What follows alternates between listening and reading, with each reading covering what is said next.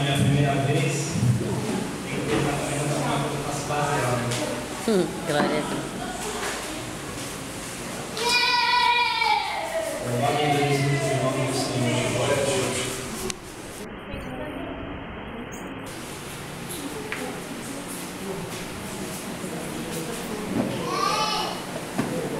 Bom, hoje é um dia muito.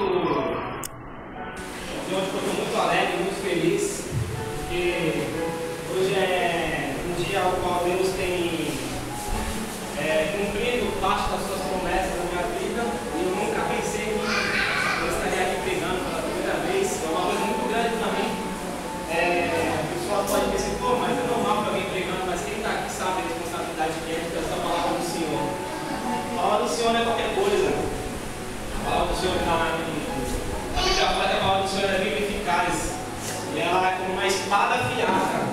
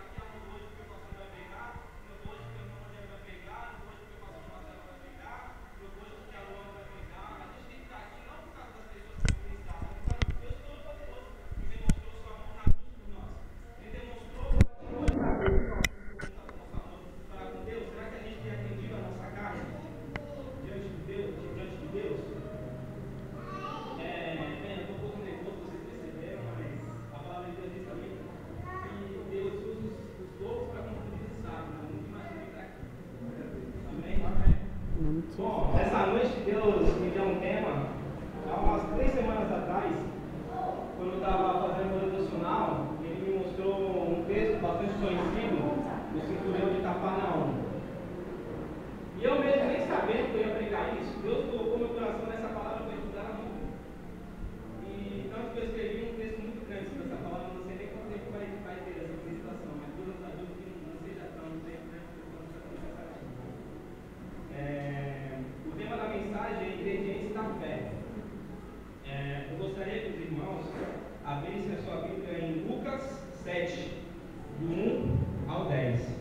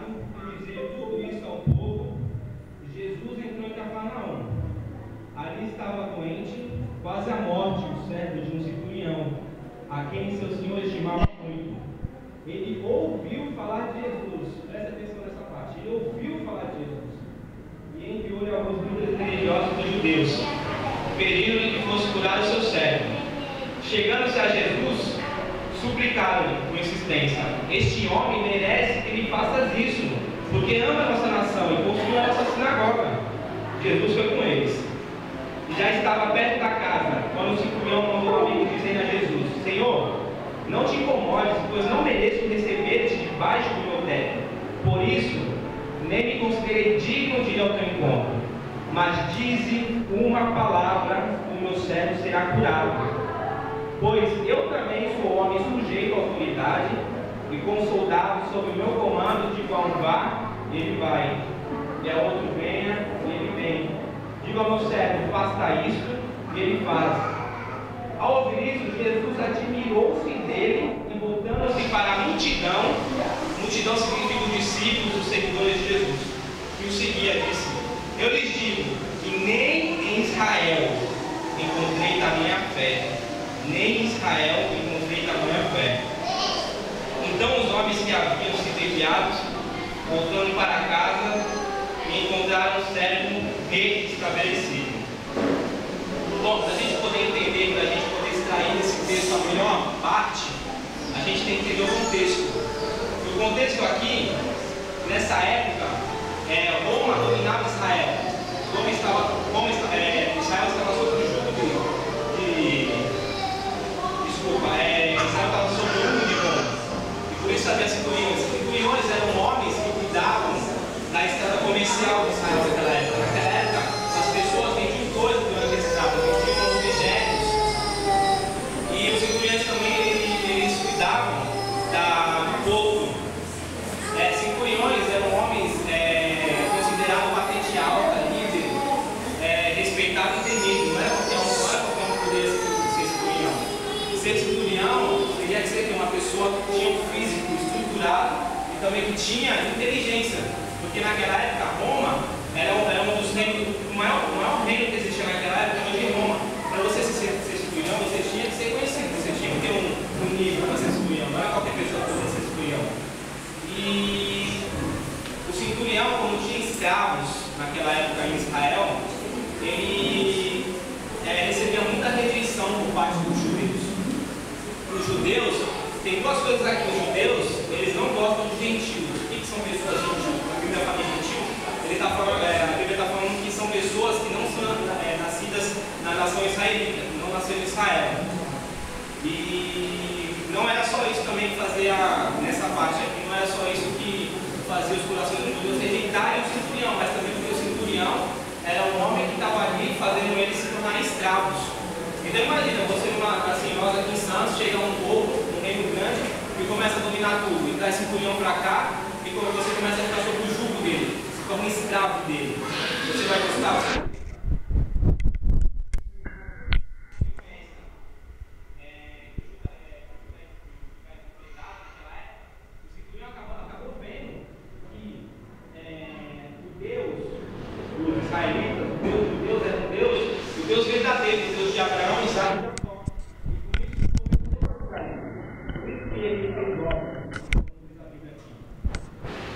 Era muito raro o batismo romano, o amor ou a compaixão por seu servo. Não era assim algo normal. Porque se você é um centurião, você está numa nação, dominando uma nação ali. Você tem várias pessoas para escolher como escravo. E é normal um centurião ter amor por um escravo. Porque naquela época você estava dominando, ele tinha que ter amor por um escravo. E outro ponto importante aqui é que ele falou assim: em Cafarnaum, em Israel, não existiu homem com fé maior do que aquele. Quando a gente diz Israel, Jesus está falando dos discípulos e Jesus também está falando dos seguidores. Então, coisa estranha, o romano, o centurião tem mais fé. O centurião não andava com Jesus, ele só ouviu falar, como eu falei, não presta atenção, só ouviu falar e tinha mais fé que os discípulos, os seguidores. Que coisa estranha, né? E é aí que a gente vai ver os ingredientes da fé que a gente deve ter. Como assim? Como que a gente vai impressionar a gente com a nossa fé? A gente vai ver aqui o que o centurião fez. A gente vai estudar sobre a Bíblia agora. Primeira parte que o centurião fez para deixar Jesus assim espantado com a sua tamanha fé. Ele deixou orgulho. Vamos ver. que amava a nação. A palavra de Deus diz que ele construiu uma sinagoga e amava a nação. E ele, por isso, ele poderia se achar no direito de exigir algo de Jesus. Talvez o racismo nos contar para ele e falar assim: Jesus, eu fiz uma sinagoga, eu formei a tua nação, eu se converti ao judaísmo, pô. Você não vai fazer um milagre com o meu servo, não, pô. Mas ele fez ao contrário, ele podia se exaltar nisso. O que ele fez? Ele não se lembrou das suas obras. Ele chegou com toda a humildade diante de Jesus e pediu. Na verdade, ele nem foi até Jesus, ele pediu para alguém ir até Jesus, porque ele não se achava merecedor e digno de ver Jesus. Pediu para Jesus. E aqui podemos concluir a primeira parte que Jesus poderia achar desse homem com tamanha fé. Talvez, assim, só porque a gente está vindo, se esforçando, está tendo teatro, porque a gente está vindo aqui, jejuando, orando, muitas vezes a gente acha que a gente é merecedor do milagre na vida de Deus, porque a gente está vindo para a igreja aqui fazendo o nome de Deus. Quantas vezes a gente não chega em oração e fala: pô Deus, mas tanto tempo, está demorando, o Senhor não responde, eu estou fazendo tanta coisa para o Senhor, e não acontece nada. Entender que as nossas obras diante de Deus e que o nosso cargo, eles são frutos da nossa crença em Deus, e não algo que temos que fazer e achar que Deus vai nos amar mais ou responder nossas questões. É isso que a gente deve fazer. Não a gente exige de Jesus algo porque a gente tem vindo aqui na igreja fazendo a aula, mas isso não é algo que a gente deve fazer. Isso são frutos da pessoa que ama a Deus, que crê em Deus. O versículo que eu vou ler afirma que são os nossos atos de justiça perante Deus, as nossas obras perante Deus. O que Deus acha das nossas obras? Olha só. Isaías 64, 6. Não precisa abrir, não, tá, irmão? Se quiser anotar. Somos como impuro, todos nós.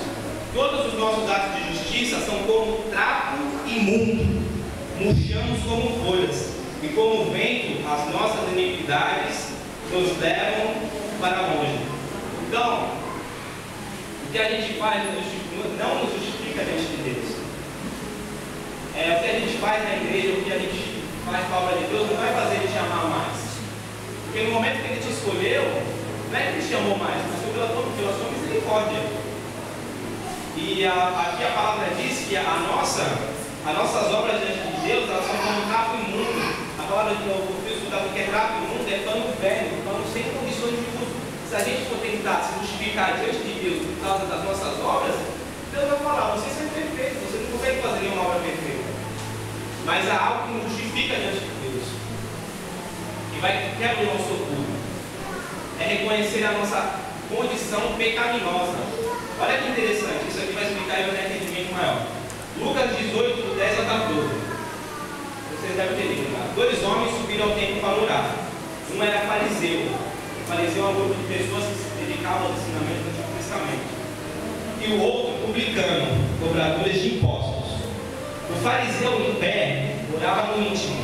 Ele quieto lá, orando para ele: Deus, eu te agradeço, porque não sou como os outros homens, ladrões, corruptos, adúlteros, nem mesmo como este publicano que está do meu lado aqui.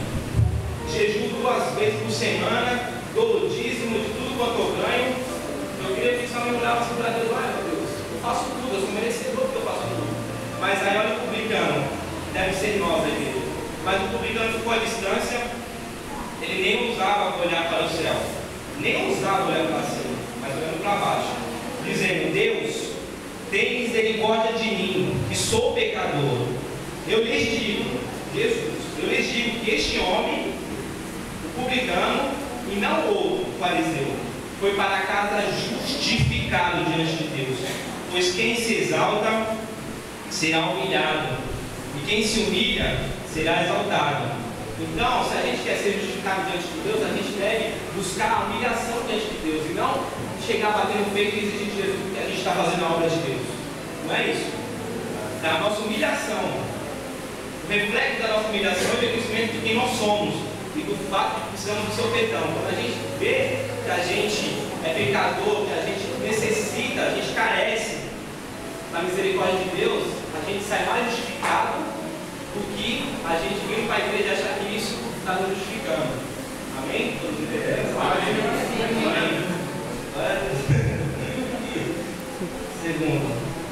Segundo ingrediente, ele usou da humildade.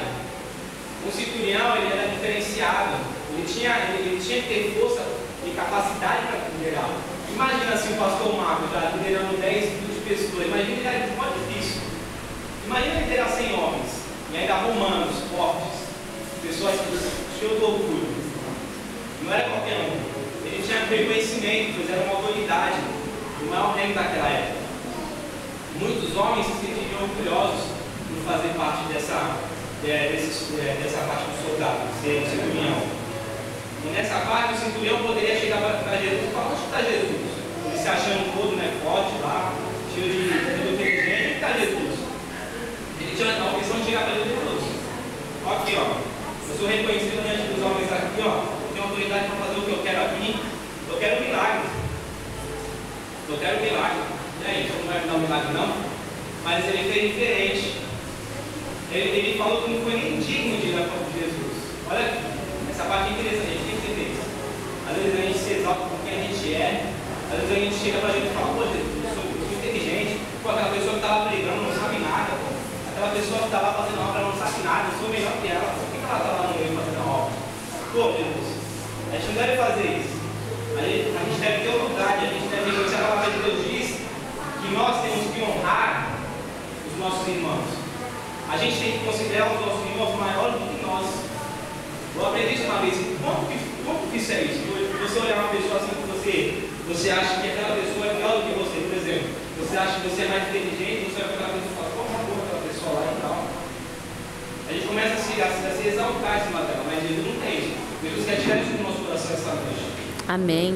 Glória a Deus. Você colocar honra no nosso coração para que a gente possa honrar o nosso irmão. Que a gente possa exaltar o nosso irmão, não nós mesmos. Jesus fez isso por nós. Ele estava na glória dele lá. Ele podia olhar para nós e falar: destrói essa raça aí, porque é raça de víbora, é raça ruim. Mas o que ele fez? Ele se humilhou, desceu da sua glória, como forma de homem, nos salvou. Amém. Glória a Deus. Amém. Glória a Deus. A nossa posição não faz de nós merecedores de nada. Se a gente é um líder, se a gente é um presbítero, se a gente é um gerente na empresa, se a gente é um coordenador, é um chefe, se a gente é um auxiliar, se a gente é uma pessoa que ajuda lá no geral, não faz de nós merecedores. O que faz de nós merecedores é a gente reconhecer usar da humildade. Porque aquele que se exalta, ele vai ser humilhado. Talvez se o centurião se exaltasse, não seria atendido. Olha o que Jesus fez. Filipenses 2, do 5 ao 11. O nosso mestre, por exemplo, o nosso mestre que deve ser seguido. Seja a atitude de vocês a mesma de Cristo Jesus. Seja a atitude de vocês. Embora sendo Deus, não considerou que ser igual a Deus é algo a que devia apegar-se, mas esvaziou-se a si mesmo, vindo a ser servo, tornaram-se semelhante aos homens. E sendo encontrado em forma humana, humilhou-se a si mesmo e foi obediente até a morte de cruz. Por isso Deus o exaltou à mais alta posição. Ele deu um nome que está acima de todo nome, para que o nome de Jesus se dobre todo o joelho, no céu, na terra, debaixo da terra, e toda língua confesse que Jesus Cristo é o Senhor, para a glória de Deus Pai. Nós devemos ter a mesma atitude de Jesus, não no nosso achar de humildade, mas naquilo que Ele fez por nós. A gente não deve achar que humildade é aquele que foi, não vai falar com o irmão, não. O exemplo de humildade é se humilhar. Se colocar na você pode ser uma pessoa que hoje você está estável, mas tem alguém.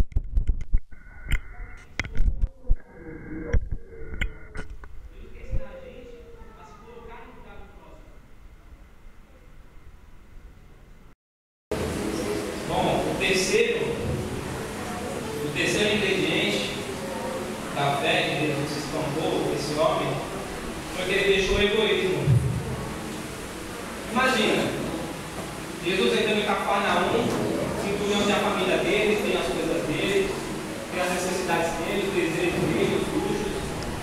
Ele podia chegar para Jesus e ouvir falar de Jesus. Pô, imagina a multidão lá correndo, falando de, pô, Jesus, o mestre está aí, o rabino e tal. O profeta que o profeta falaram e alguém falaram, ele está aí. Então, o centurião poderia falar, pô, Jesus está aqui, eu vou lá, tenho uma necessidade em casa e tal. Estou precisando de roupa, estou precisando de um médico, estou precisando de tudo daquilo. Mas o que ele fez, o centurião? Ele nem pensou nele. Ali poderia ser a única oportunidade de Jesus passar por ali. O que ele fez? Ele pediu para ele, ele pediu para o servo. Olha que interessante isso. Ele poderia primeiramente ter pensado nele, como meu filho lá, está precisando de um carrinho para brincar, tudo lá e tal. Mas não, ele pensou no servo, olha que exemplo. Imagina Jesus vendo isso, pô. Jesus passando um monte de lugar e vendo só pessoas egoístas todas, a pessoa só pede favor dela e tal. Mas quando está lá, a pessoa, quando alguém está, quando você está orando lá, você não pede pela necessidade do outro, só pede pela sua necessidade. Deus quer nos ensinar essa noite, a gente deve orar para o nosso irmão, a gente deve ajudar o nosso irmão. Como esse fez, como o centurião fez. Ali, imagina, o servo ali doente, sem remédio curável, porque naquela época não tinha remédio. Imagina, aqui na igreja há muitas pessoas com necessidades, não só lá fora, mas aqui também na igreja. A necessidade financeira, espiritual, sentimental, emocional. E por que a gente faz muitas vezes? A gente passa por ela e a gente finge que vê. Tipo assim, pô, lá o irmão Rogério fala, é abençoado, não estou fazendo nada não. A igreja ajuda, pô. A igreja ajuda, Deus vai prover a vida daquele irmão, não precisa fazer nada não. Eu só preciso tentar, orando, eu só preciso cumprir o papel religioso da igreja, para que as pessoas vejam que eu vou à igreja. Então preciso fazer isso, não preciso fazer mais nada. E é melhor do que. Né? E olha o que Deus fala, a palavra diz. 1 João 3, 16 ao 22. Nisto conhecemos o que é o amor. Deus quer nos ensinar o que é o amor, essa noite de verdade. Jesus Cristo deu a sua vida por nós. E devemos dar a nossa vida por nossos irmãos. Se alguém tiver recursos materiais e vendo seu irmão em necessidade, vendo você, que é você finge que não vê.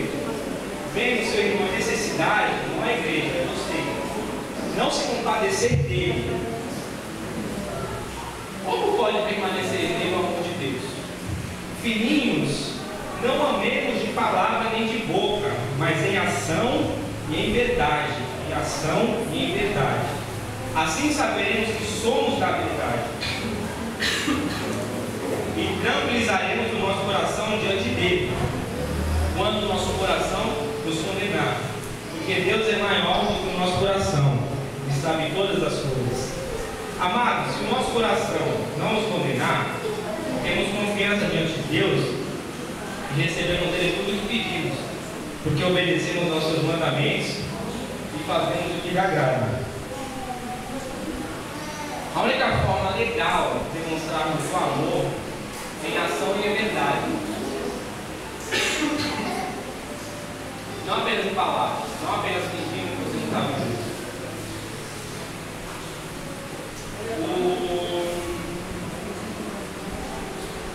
Por exemplo, você tem uma pessoa assim, vamos dizer assim, um morador de rua, um morador de rotativo lá na fome, o que você poderia fazer? Dar um pão para ele. Será que você daria um pão para você, se você tivesse com fome? Quando você oferece algo que você não oferecesse a você está amando em ação e em mentira. Você não está amando em ação e em verdade. Quando a gente chama em ação e em verdade, a gente faz com os outros o que a gente faria com nós. Deus quer nos ensinar isso. Que a gente, quando um irmão estiver com necessidade, a gente não deve dar o pior ou a sobra para ele, a gente deve dar o melhor. Quando a gente vai comprar uma roupa para nós, quando a gente vai comprar um alimento, quando a gente vai ter aquela comunhão, o que a gente faz? A gente compra o pior? Será que a gente vai comprar, vai na padaria? Não desprezando pão, mas será que a gente vai comer pão por vento? Ou será que a gente vai lá com o irmão, vamos comer uma pizza, vamos fazer isso? Jesus quer nos ensinar essa noite isso. A gente deve sim, deve nosso irmão em ação e em verdade, não em ação e em mentira. Ou nem ação e nem verdade.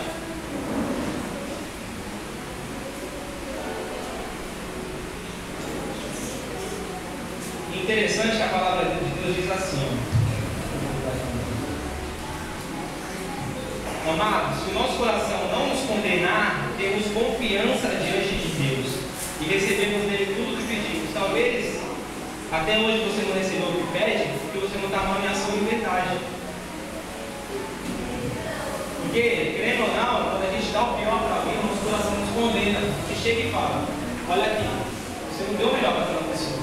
Esse é o Espírito Santo falando no nosso coração. E aí a gente, depois a gente vai querer orar pedindo alguma coisa outra vez.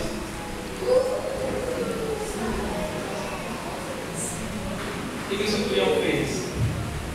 Ele amou o seu servo em ação e em verdade. Ele poderia falar, Jesus passando por ali, ele poderia fazer o quê? Não, vou orar aqui, Deus vai saber o meu pensamento, ele vai fazer uma coisa pelo meu servo. Não, ele agiu. Ele agiu. Ele falou com os líderes religiosos, falou: pô, vai lá, eu não sou nem merecedor de estar na presença, vai lá e fala, roga. Deus disse que ele tem que os líderes religiosos rogar para atender o seu pedido.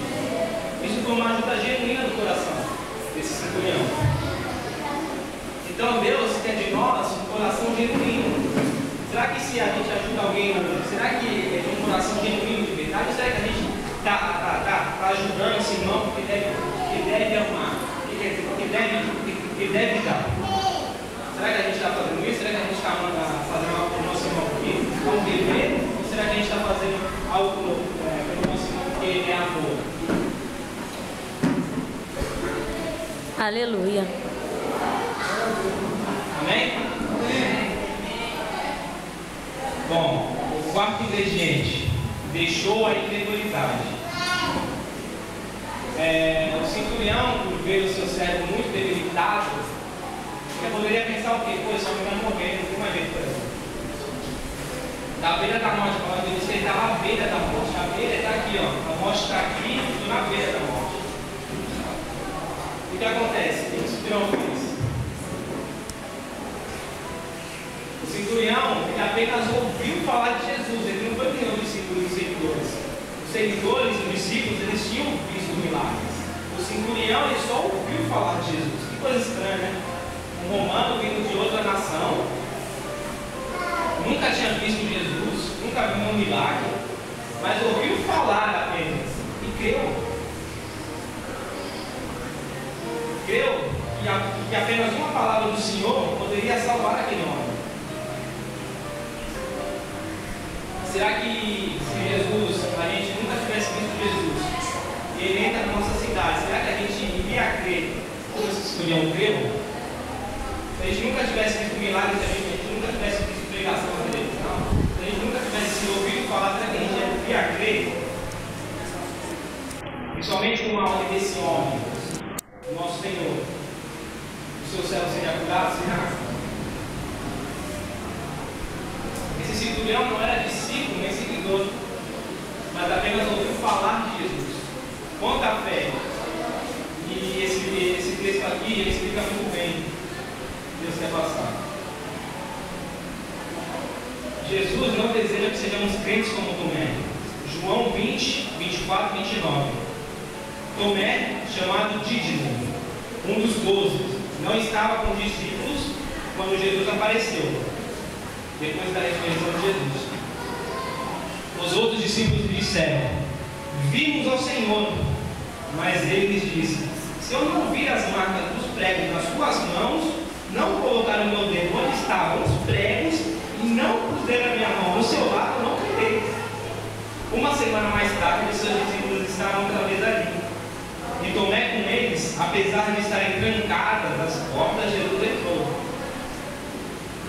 Pôs-se no meio deles e disse: paz seja com vocês. E Jesus disse a Tomé: coloque o seu dedo aqui e veja as minhas mãos. Estenda a mão e coloque do meu lado. Pare de duvidar e creia. Jesus quer passar isso para ele. Pare de duvidar e creia. Disse-lhe Tomé: Senhor meu e Deus meu. Então Jesus lhe disse: por que me viu, você creu? Felizes os que não viram e creram. Olha quantas coisas Tomé disse para Deus para crer. Primeiro, ver as marcas dos pregos nas suas mãos. Ver. Colocar onde estavam os pregos. Tocar. Pôr a mão lá de Jesus. Tocar. Quantos de nós primeiro queremos ver Jesus fazendo para depois crer? A gente muitas vezes age assim. A gente quer ver primeiro. Pô, Deus, tu vai fazer um milagre mesmo? Eu quero ver isso acontecer. Deus, se tu for curar aquela pessoa lá que eu estou orando, eu primeiro tenho que ver alguma coisa. Eu tenho que ver para que eu possa acreditar que ela vai ser curada. Será que eu estou orando por essa pessoa que está enferma? Será que vai ser curada? Será que eu estou no propósito certo? Mas aqui Jesus repreendeu Tomé. Jesus falou: pare de duvidar e creia. Jesus quer que a gente creia. Creia, meus irmãos, creia. Não espera Jesus aparecer no seu quarto com luz ou com anjo para começar a crer. Senão você vai ser repreendido pelo Senhor. E aqui já está a mais alta revelação na palavra de Deus. Não precisa ler coisas. Precisa crer aqui na palavra de Deus. É a palavra de Deus que faz tudo. É a palavra de Deus que nos limpa. É a palavra de Deus que nos cura. É a palavra de Deus que traz prazer sobre a nossa vida. Aleluia. Glória a Deus. Romanos 4,17 fala assim: eu chamo a existência as coisas que não existem como se já existissem. A gente tem que crer nisso. Que Deus, o invisível, Ele traz a coisa invisível como se já existisse. Ele traz a compra daquela casa a qual você deseja tanto. Ele traz do invisível ao visível. Ele traz a bênção para a sua família, do invisível para o visível. Ele traz a cura para a sua família, do invisível para o invisível. E a gente tem que ter isso. A gente tem que parar de ter esse coração incrédulo. Esse coração que Deus não está vendo o que eu estou fazendo, então não vai adiantar nada. Aonde que a gente vai, Jesus está conosco. A palavra de Deus diz que Ele vai permanecer com a gente até o fim dos tempos. O Espírito Santo está todo dia com a gente, do nosso lado, vendo o que a gente está fazendo. Será que quando o Espírito Santo está olhando para você, será que ele está feliz ou ele está chorando?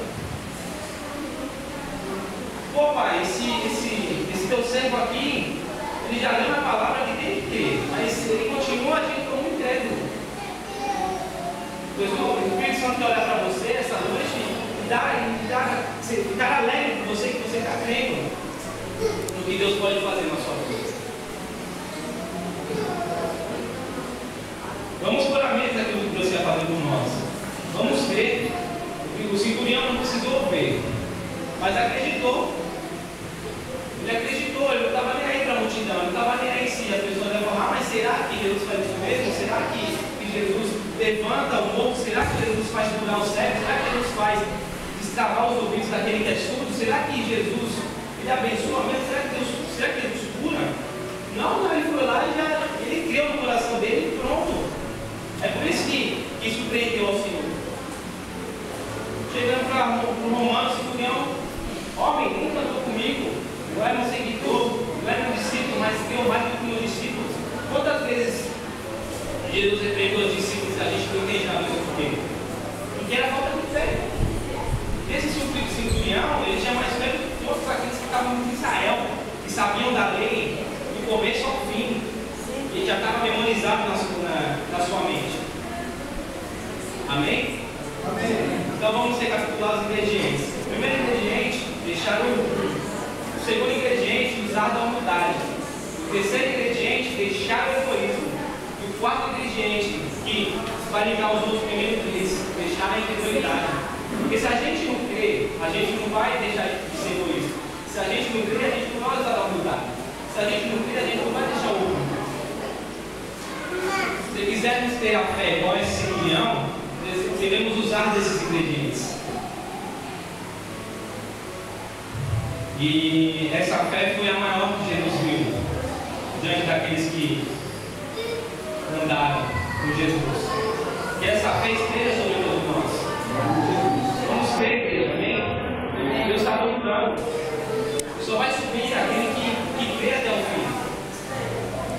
tem que crer até o fim. Será que Jesus não espera se impressionar por você? Será que Jesus não espera ficar alegre se impressionar por você? Se você tem a fé maior do que esse centurião, a palavra de Deus diz que em nome de Jesus Cristo nós faremos obras maiores do que a dele. A gente tem que ter fé para isso. A gente tem que crer e se aprofundar com Deus. A gente tem que crer para a gente subir degraus com Deus. Senão a gente vai estar estabelecido num patamar que a gente nunca vai subir. A gente não vê coisas diferentes na nossa vida. Se a gente quer ver coisas diferentes, a gente tem que fazer coisas diferentes. Uma vez o Espírito Santo me tocou e falou assim: Cauê, você quer ver coisa diferente? Eu falei: quero, Senhor. Então faça algo diferente para mim. Jesus não faz todo dia algo diferente para você? Ele não te surpreende? Olha quantas coisas poderiam ter acontecido com você antes de vir para cá. Desde o acordar até agora. Poderia alguém ter te assaltado, poderia alguém ter te roubado, poderia ter alguém te esfaqueado. Mas Jesus, ele faz isso com nós todos os dias, porque a palavra de Deus diz que a sua misericórdia dura para sempre e ela se renova cada manhã. Cada manhã Deus faz algo novo por nós. A gente não deve achar que a misericórdia de Deus é por mal. Não é por mal.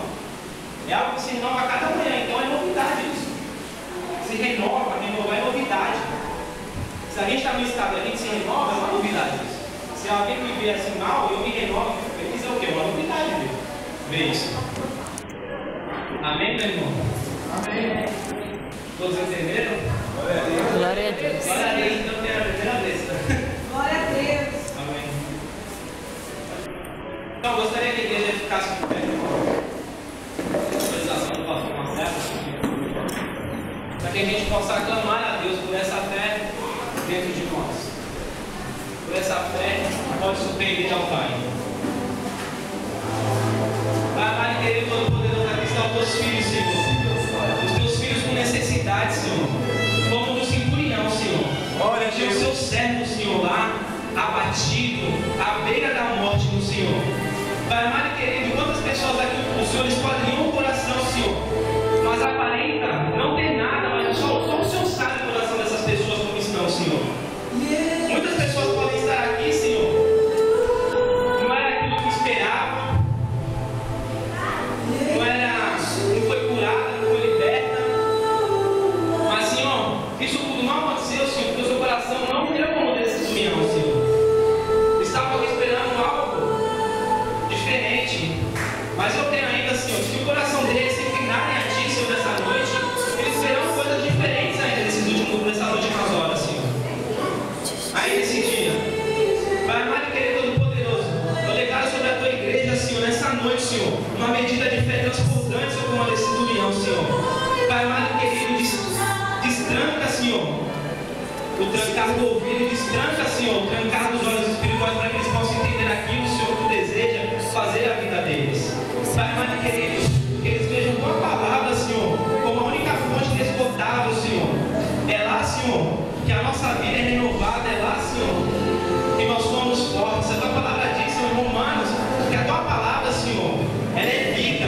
A Tua palavra, Senhor, ela nos dá esperança. A Tua palavra, Senhor, ela faz de nós fortes para que a gente possa caminhar na fé, Senhor. Pai amado e querido, Todo-Poderoso, vai andando, Senhor, sobre cada um aqui com o Teu Espírito Santo, Senhor.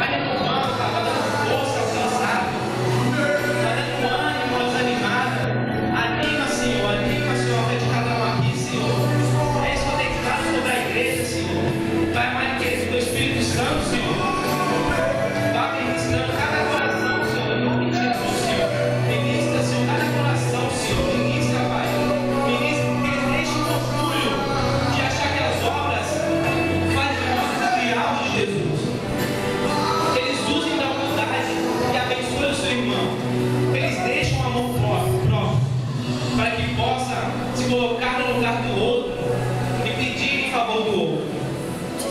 Porque a quem honra será honrado, e quem se humilha será exaltado. Converte o nosso coração, Senhor. Troca esse coração egoísta, troca esse coração que só quer coisas para si, troca esse coração que só vem para a igreja para pedir, troca esse coração, Senhor. Que esse coração, Pai, possa ter o desejo, Senhor, de vir para a igreja e servir e te adorar, Senhor. Eu deixei muitas coisas para fazer hoje, Senhor. Eu não quero me exaltar, Senhor, mas eu quero somente, Senhor, falar diante da igreja como exemplo, Senhor. Eu deixei muitas coisas, Senhor, para estar aqui, Senhor.